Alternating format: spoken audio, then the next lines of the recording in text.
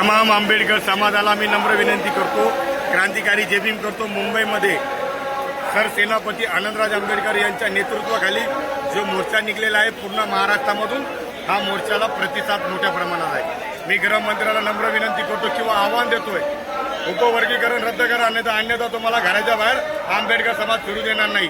आणि जे मातंग समाजाचे काही 4-5 डोके, तो खंडारे आसन, तो कसबे आसन, त्याच्यानंतर आमदार गोरखे, हे काळे रानडुकरं आम्हाला सांगणार।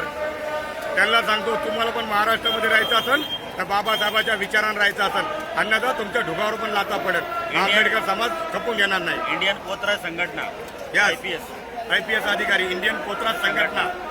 सर, मी काय म्हणतो, काल 27 आमदारांनी एकत्र येत अनुसूचित जातीच्या आपल्याला मुख्यमंत्र्यांच्या समोर उपवर्गीकरणाच्या संदर्भात जे निवेदन दिलं आणि काही 2-3 आमदारांनी त्या ठिकाणी दिलं नाही। आज पण त्यांनी विधानसभेमध्ये तिथे त्या ठिकाणी आंदोलन केलं होतं आणि आपला निषेध या ठिकाणी आरक्षणाच्या विरोधात जो मोर्चा आहे त्याच्या बाजूने त्यांनी व्यक्त केला होता। तर याविषयी आपण काय म्हणतात?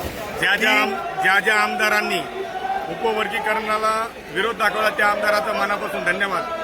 ज्या आमदारांनी उपवर्गीकरणाला पाठिंबा दिला ते आमदार याच्यानंतर होणार नाही।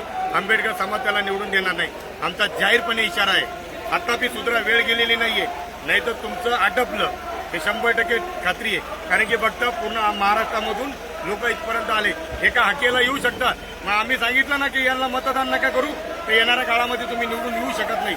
आमचा जाहीरपणे इशारा आहे तुम्हाला, नीट राहा, अजून पण वेळ गेलेली नाहीये। महाराष्ट्राचे गृहमंत्री, तुम्हाला पण इशारा आहे की 2 दिवसामध्ये तुम्ही फायनल करा की आमचा उपवर्गीकरणाला विरोध आहे, याचा महाराष्ट्रामध्ये तुम्हालाही फिरू देणार नाही। जय भीम। ओके, धन्यवाद सर।